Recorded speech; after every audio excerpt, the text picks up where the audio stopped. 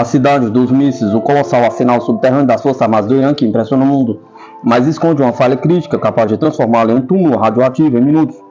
Um vídeo divulgado no fim de março por canais ligados ao governo iraniano revelou detalhes da chamada Cidade dos Mísseis, um extenso complexo subterrâneo repleto de armamentos pesados e equipamentos militares estratégicos.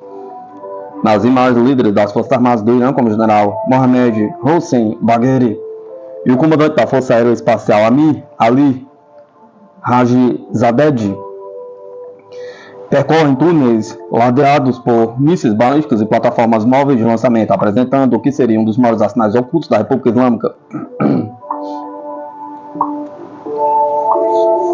Entre os armamentos exibidos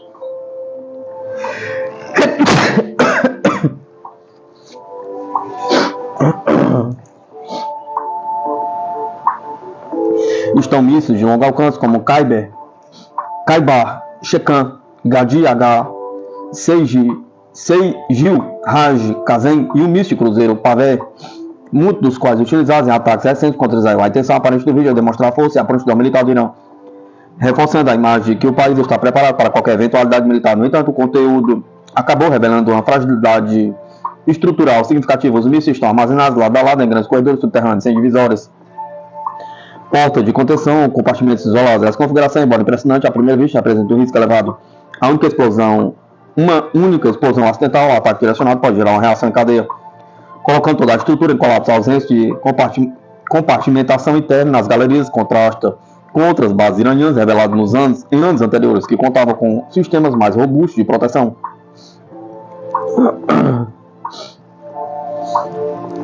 Em 2020, por exemplo, o Irã mostrou um bunker onde mísseis eram movimentados por trilhos automatizados. Já em 2023, uma base subterrânea dedicada à aviação militar também foi exibida.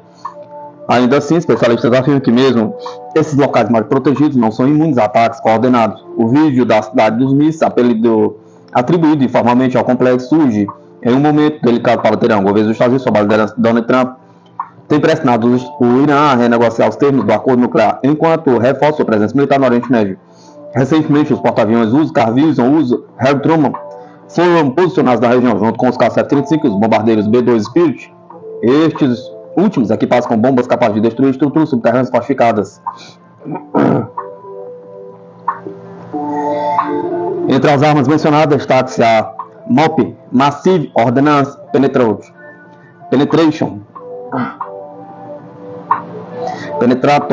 uma bomba de 13 toneladas projetada para penetrar dezenas de metros de concreto e rocha antes da detonação, transportadas por bombardeiros furtivos B-2. Essas munições seriam capazes de inutilizar completamente uma instalação subterrânea, como a cidade dos mísseis, mesmo sem destruí-la totalmente. Bombas penetradoras e operações especiais mostram que nem mesmo estruturas enterradas estão fora do alcance de ataques cirúrgicos.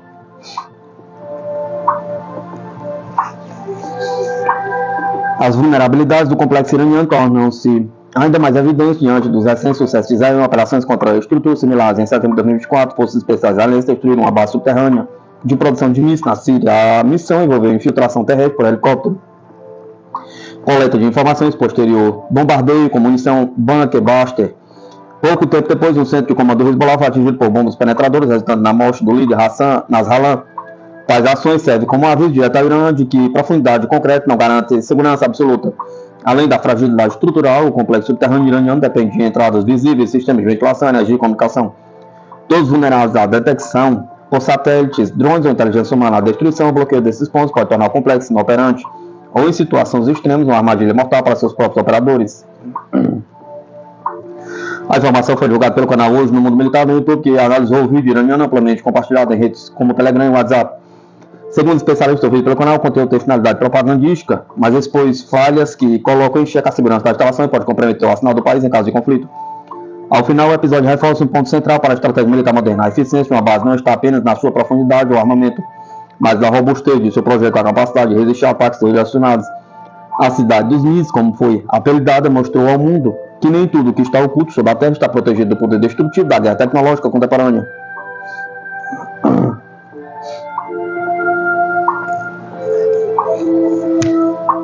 Irã diz estar pronto para atacar a base naval dos Estados Unidos em caso de ataque dos norte-americanos. O Irã está pronto para atacar a base americana de Diego Garcia no Oceano Índico no caso de um ataque dos Estados Unidos, relata o jornal The Telegraph. citando um oficial militar iraniano sênior não identificado. Teherã atacará a base naval conjunta dos Estados Unidos e Inglaterra de Garcia em resposta ao ataque, a qualquer ataque dos Estados Unidos, escreve o jornal.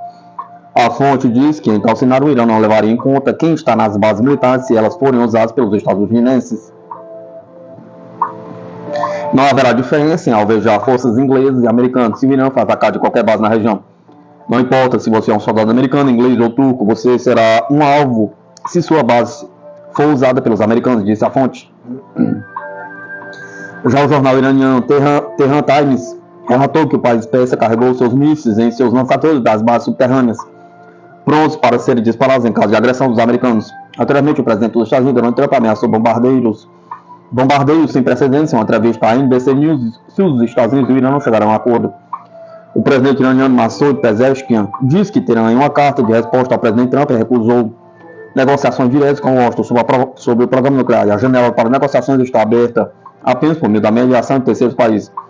No início de março, Trump disse que havia enviado uma carta ao líder supremo do Irã, Ali Khamenei, na qual disse que gostaria de concluir um acordo com Teherã sobre o programa nuclear iraniano.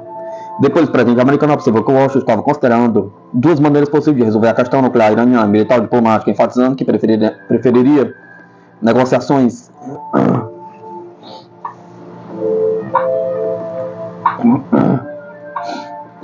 A Alemanha se prepara para mobilizar até 90 mil cidadãos e alerta para a guerra na Europa, diz a revista.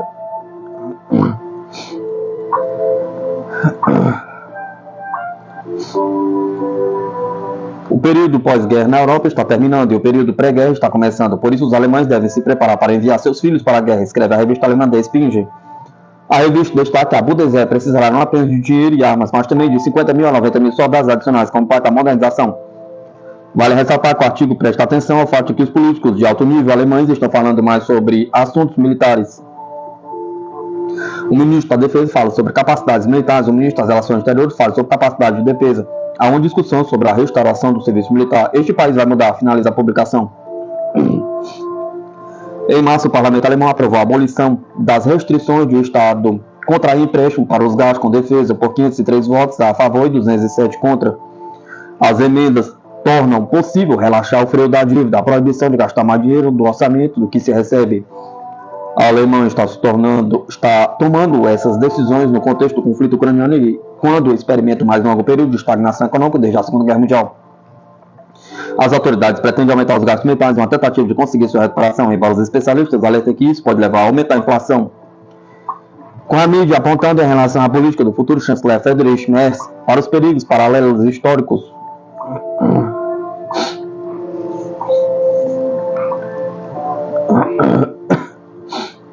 Mídia oposição na Noruega quer retomar investimentos em defesa ante o aumento de gastos na Europa. Os principais partidos de oposição na Noruega estão pressionando para que o maior fundo soberano do mundo abandone a proibição de investir em empresas de defesa, o que pode vir a reformular a política de investimentos e influenciar outros investidores globais. A Noruega deve abandonar a proibição que impede seu fundo soberano de investir em empresas de defesa como a Boeing, Airbus, Lockheed Martin, Honeywell. Segundo os principais partidos da oposição, desde o início dos anos 2000, o fundo de petróleo de 1,8 trilhão foi impedido de manter participações da maioria das empresas de defesa devido a regras éticas impostas pelo parlamento que proíbem investimentos em grupos que fabricam componentes para armas nucleares ou de fragmentação. Segundo o Financial Times, antes das eleições parlamentares, os partidos conservador e progressista de centro-direita expressaram desejo de reverter esses princípios, citando a atual situação de segurança e a dependência da Noruega do guarda-chuva nuclear da OTAN, liderado pelos Estados Unidos. Erna Solberg, ex-primeiro-ministro e líder dos conservadores, criticou as regras como irônicas. Hoje temos restrições quanto ao fundo do petróleo, não pode investir na indústria de defesa, vamos retirá-las, é completamente louco, disse ela. Membro da OTAN, a Noruega depende da segurança dos Estados Unidos e compra equipamentos como os K-735 das mesmas empresas nas quais não pode investir, o que para os integrantes da oposição é hipocrisia. A posição dos partidos surge em um momento em que investidores globais estão reavaliando sua relutância em adquirir títulos de empresas de defesa. E os países europeus aumentam os gastos militares depois que o presidente dos Estados Unidos, Donald Trump, ameaçou retirar suas garantias de segurança. As ações do fundo petrolífero norueguês, que detém uma média de 1,5% de todas as ações globais listadas e 2,5% das da Europa, são significativos e podem influenciar outros investidores.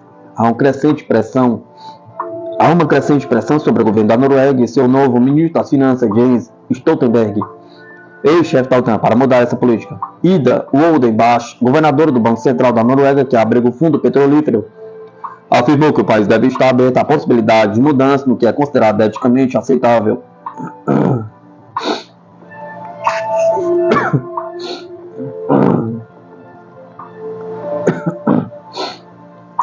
Chefe do Pentágono considera a defesa de Taiwan prioridade máxima em guia secreto, diz mídia.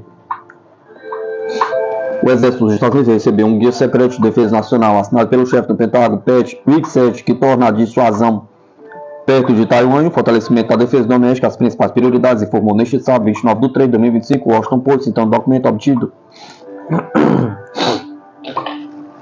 De acordo com a publicação, o Interim National Defense Strategic Guidance, que define um sistema de prioridade para oficiais militares sêniores, foi secretamente distribuído por todo o Pentágono em meados de março, assinado pelo próprio Hegseth. Ele descreve a implementação da visão do presidente dos Estados Unidos, Donald Trump, de preparar e vencer uma guerra potencial contra Pequim e proteger os Estados Unidos de ameaças no exterior, incluindo a Groenlândia e o Canal do Panamá. O Hegseth reorientou o exército dos Estados Unidos para impedir uma tomada chinesa de Taiwan e fortalecer as defesas domésticas, disse a publicação. Como o documento enfatiza, enquanto o primeiro governo Trump e o governo do ex-presidente John Biden descreveram a China como a maior ameaça aos Estados Unidos, o manual de Hegseth descreve um potencial conflito em Taiwan como um cenário que deve ser priorizado em relação a outros possíveis perigos. A China é a única ameaça de ritmo do departamento, e negar uma tomada consumada de Taiwan pela China ao mesmo tempo em que defende o território dos Estados Unidos é o único cenário de ritmo do departamento, diz a diretriz.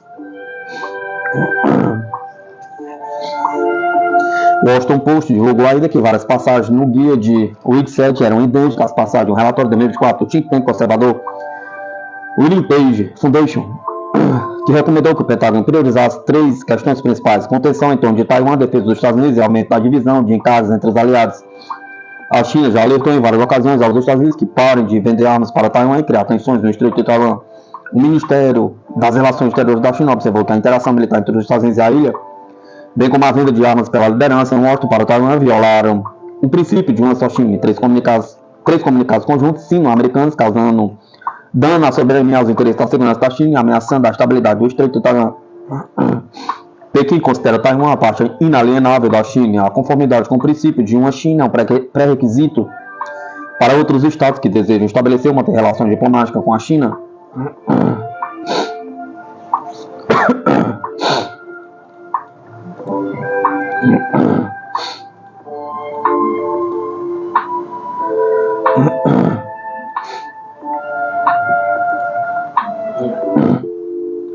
Ucrânia aprende de maneira mais difícil que os Estados Unidos nunca dão armas de graça.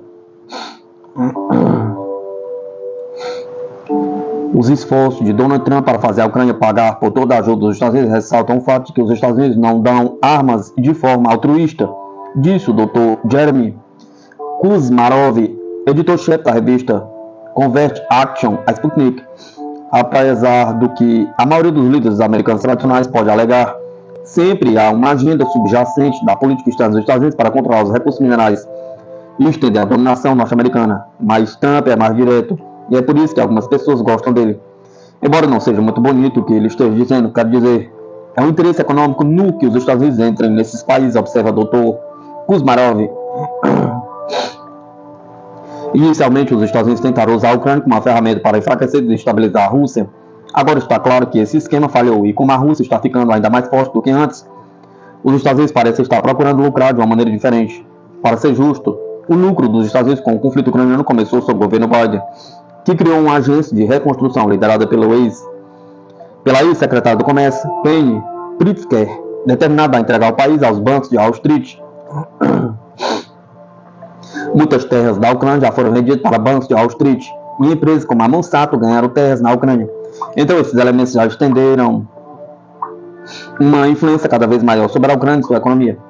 Assim, Trump está essencialmente sendo direto sobre um processo que já está ocorrendo e está simplesmente tentando levar as coisas para o próximo nível ao tomar o controle sobre toda a riqueza mineral da Ucrânia. Do jeito que as coisas estão atualmente, o povo da Ucrânia, que pensou que toda aquela ajuda estrangeira era apenas para ajudá-los a prevalecer sobre a Rússia, emerge como o maior perdedor deste conflito. É por isso que acho que Zelensky será considerado um dos piores líderes da história da Ucrânia, como alguém que vendeu totalmente o país e traiu sua própria população, concluiu o Dr. Kuzmarov.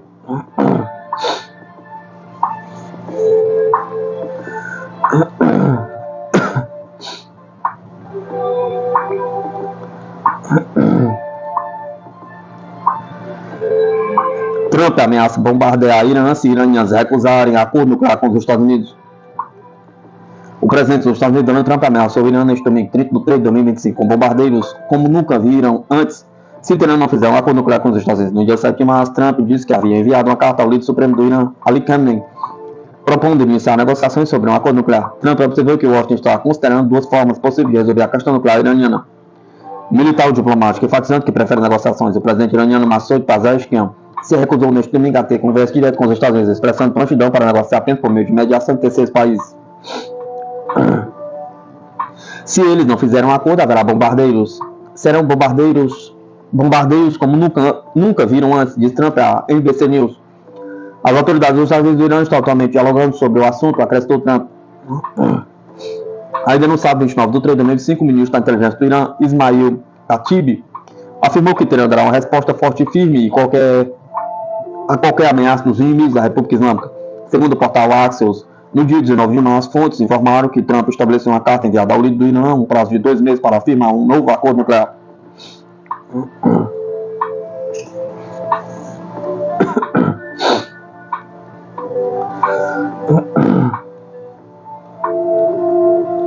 China, Coreia do Sul e Japão buscam impulsionar o comércio regional diante das novas tarifas dos Estados Unidos. A Coreia do Sul, a China e o Japão realizaram seu primeiro diálogo econômico em 5 anos, neste domingo 26 de 3 de 2025, com o objetivo de facilitar o comércio regional, enquanto as três potências exportadoras asiáticas se preparam para enfrentar as tarifas impostas pelo presidente dos Estados Unidos, Donald Trump. Os três ministros do comércio concordaram em cooperar estreitamente para negociações abrangentes de alto nível sobre um acordo de livre comércio entre a Coreia do Sul, o Japão e a China, a fim de promover o comércio regional e global, segundo uma declaração divulgada após a reunião. É necessário fortalecer a implementação do RCEP, Parceria Econômica Regional Abrangente, do qual os três países participam, e criar um marco para ampliar a cooperação comercial trilateral por meio das negociações de acordo de livre comércio entre a Coreia, China e Japão, declarou o ministro do Comércio sul-coreano Han Duk-jin. Os ministros se reuniram dias antes do anúncio de Trump fará nesta quarta-feira sobre novas tarifas, medidas que o presidente americano denomina Dia da Libertação, em mais uma iniciativa que redefine as parcerias comerciais de Washington.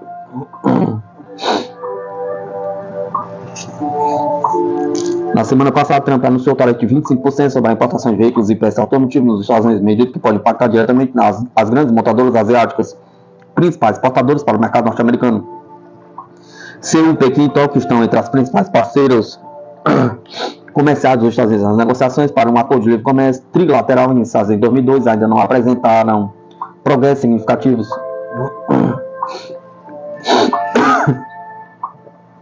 Enquanto isso, os países dependem da parceria econômica regional abrangente em vigor desde 2022, que reúne 15 nações da Ásia e Pacífico, com o objetivo de reduzir barreiras comerciais na região. Em fevereiro, Trump assinou o decreto sobre a imposição de tarifas sobre produtos do Canadá, México e China. No caso do Canadá, o indicador ficou em 25% para todas as importações, com exceção do setor de recursos energéticos, cuja taxa foi definida em 10%. O mesmo valor foi aplicado ao México, enquanto a China foi determinada uma tarifa adicional de 10%, além do que já existe sobre comércio entre os dois países. Posteriormente, o americano anunciou a suspensão da aplicação das taxações ao México e ao Canadá por um mês, após um acordo envolvendo o fortalecimento da segurança das fronteiras com o objetivo de combater o tráfico de drogas, o fluxo de imigrantes irregulares.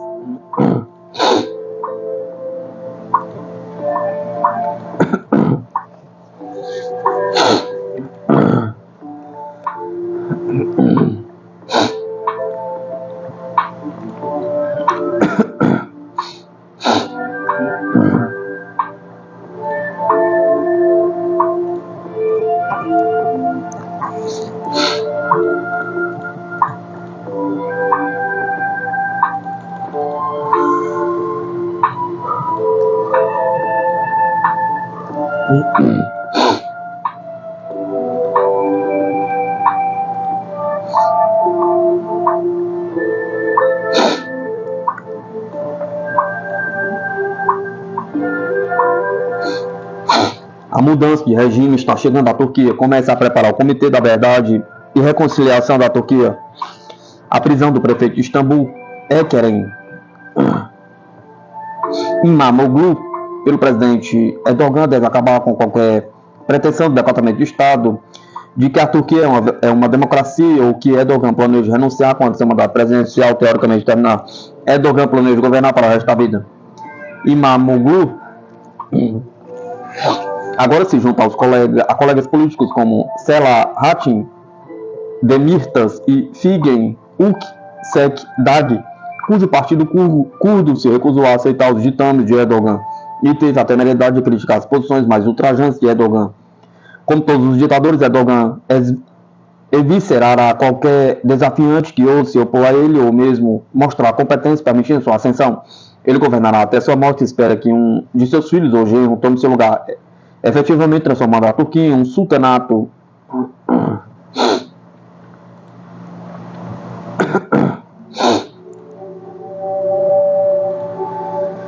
Ele está errado, é claro. O próximo presidente turco surgirá dentre os milhares de prisioneiros políticos. As prisões turcas hoje abrigam.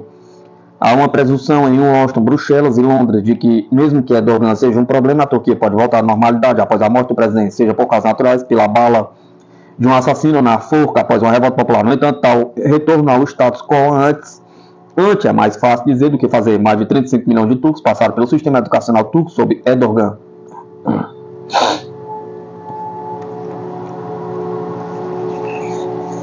Ele reformou o exército, a sua própria imagem, a grande parte da burocracia estatal também. O serviço estrangeiro profissional da Turquia é hoje um embaraço. Os bancos turcos são cúmplices da corrupção, seus líderes empresariais canalizam propinas para Erdogan. Sua família ou suas empresas de fachada, os únicos jornalistas profissionais da Turquia estão na prisão, exilados ou aposentados tranquilos. Nem Erdogan sozinho poderia ter transformado a Turquia de forma tão decisiva. Por esta razão, se a Turquia quiser se curar, será necessário estabelecer uma comissão da verdade e reconciliação para identificar a fraude, a corrupção, a desonestidade, a repressão, a colação do Erdoganismo, desvendá-lo e permitir a reabilitação daquelas cujas vidas Erdogan arruinou. Simplificando, Erdogan fez mais para abusar da democracia da Turquia do que o coronel Alpar Islam Turques ou o general Kenan Evren, que lideraram respectivamente os golpes de 1960 e 1980. Erdogan teve colaboradores dispostos em todos os momentos cruciais de sua carreira, alguns motivados pela ideologia, mas muitos outros motivados pela ganância. Nem todos eram turcos. Em seus primeiros anos como primeiro-ministro, enquanto o Ocidente ainda celebrava o líder turco como um tecnocrata que havia deixado a ideologia de lado, Erdogan se beneficiou de influxos de dinheiro do Catar de acordo com autoridades turcas da época.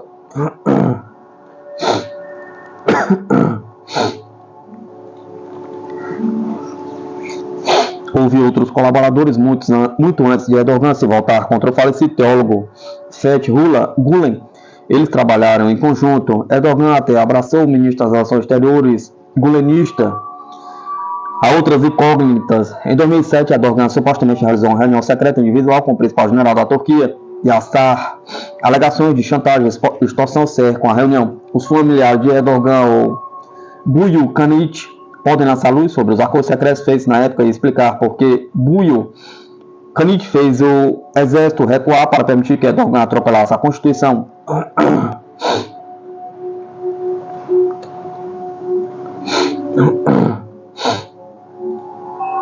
Há outras perguntas que a Truth and Reconciliation deve responder. Quem subornou a Suprema Corte para impedir a dissolução do partido político de Erdogan? Pergunta. Quem foi responsável pela falsificação de seu diploma universitário e registros? Pergunta.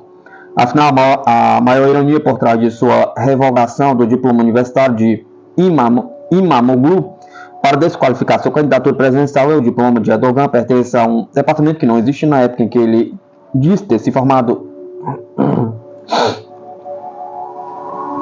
Depois há um golpe de 2016, incêndio do Reichstag. Qual foi a verdadeira história por trás do episódio que Erdogan chamou de presente de Deus e usou para consolidar o poder e preencher e prender centenas de milhares de oponentes? Pergunta.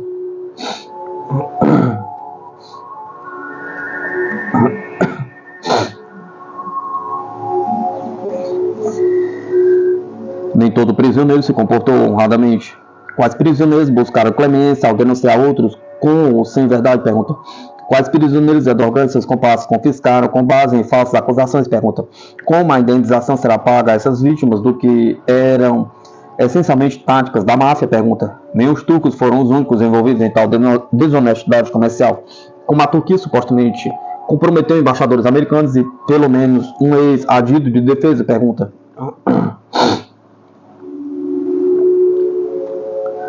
Os think tankers americanos agiram como agentes estrangeiros não registrados ao negociar apresentações e acesso a Erdogan em troca de doações de empresário? Pergunta. Quais acordos secretos corromperam o processo político em Washington? Pergunta. Onde estão os bilhões de dólares desviados? Pergunta. Não está mas apenas do porão do filho de Erdogan. Outros aspectos da tirania de Erdogan merecem à tona. Qual foi o processo de decisão por trás da destruição de cidades curdas como Sirte e Mardin há uma década e das prisões de líderes curdos? Senhores, pergunta. Quem falsificou dossiês sobre membros do Partido dos Trabalhadores do Kurdistão? Pergunta. E o quanto o racismo sim orientou a política da Turquia? Pergunta. Quem está por trás dos assassinatos de membros do PKK em Paris? Pergunta.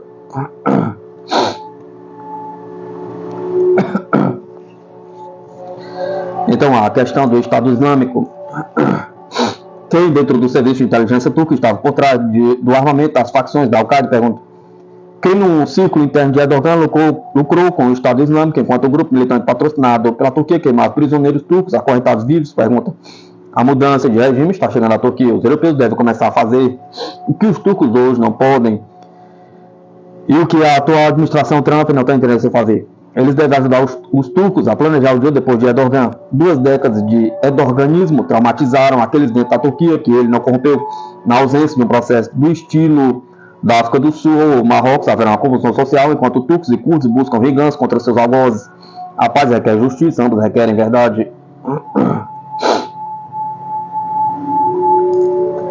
Na melhor das hipóteses, a Europa democrática se tornará cada vez menos democrática até que haja um corpo armado sempre preocupado com uma guerra iminente com a Rússia, vendo aquele país como nada mais do que uma versão atualizada da Alemanha nazista.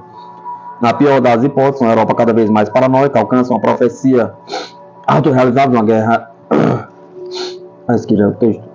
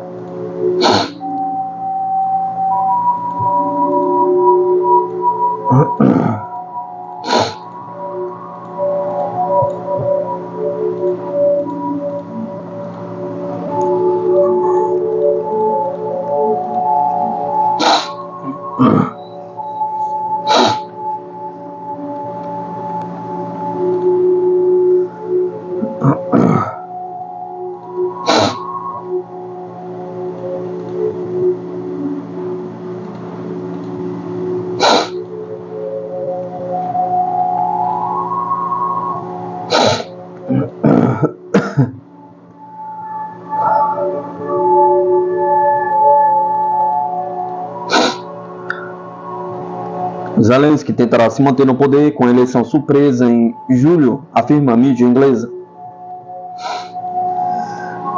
As autoridades ucranianas estão planejando realizar eleições presidenciais nos próximos meses, relatou a revista The Economist. Citando fontes próximas ao governo, a medida visa uma vitória de Zelensky ao criar um prazo apertado para seus oponentes se prepararem para o pleito. Segundo a revista inglesa, Vladimir Zelensky ordenou que novas eleições fossem realizadas após o cessar-fogo, que possivelmente será declarado no final de abril. A lei ucraniana, no entanto, exige um mínimo de 60 dias para a campanha eleitoral, colocando então a data mais próxima possível para as eleições no início de julho.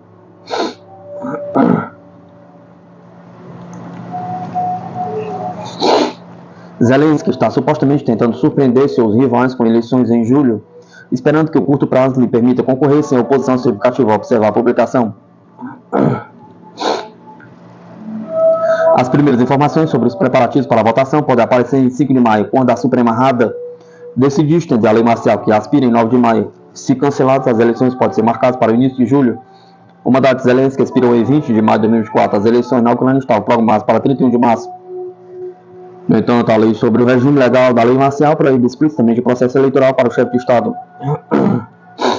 Ao mesmo tempo, a Constituição do país, que tem status legal superior, estabelece no artigo 103 que o presidente é eleito para um mandato de 5 anos.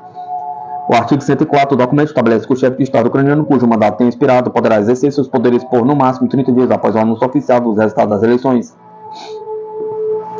Como observou o presidente russo Vladimir Putin, agora a única autoridade legítima da Ucrânia é a Suprema Rada de seus líderes.